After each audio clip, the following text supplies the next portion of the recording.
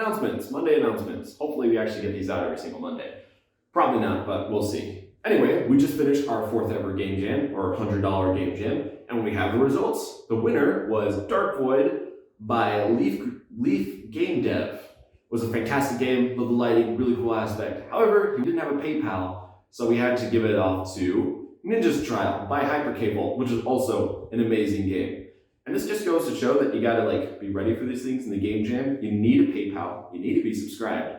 And on top of that, another important thing I actually want a quick caveat to is finish your game one day before the end of the Game Jam and then turn it in then. And then any updates you want to add to that, go ahead and upload those updates as it's getting closer to the last second. Because we had a guy that tried submitting a game 2 minutes after the Game Jam was over. It's not fair to other people participating, so we won't accept the game. Sorry about that. But if you turn your game in the day ahead, then there's at least something to judge. Moving on, we have our 5th Game Jam coming up. Our 5th Game Jam, it has the tutorials. We're going to announce the tutorials right now.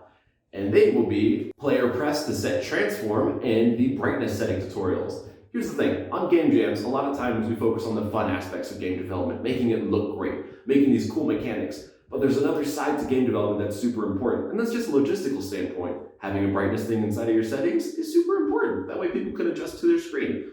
Having the save load is often ignored in a lot of games.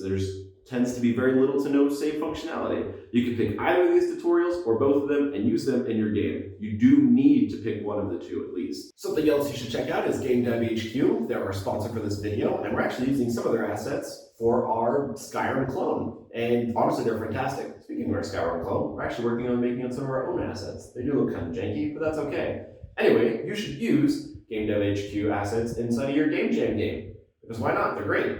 For $5 a month, you have access to this entire library and you can use it in your games. They are fantastic, they look gorgeous, and I highly recommend them.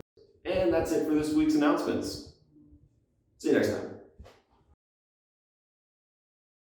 Game Dev HQ. Game Dev HQ. Game Dev HQ. Game Dev HQ. I'm having a hard time saying it for some reason.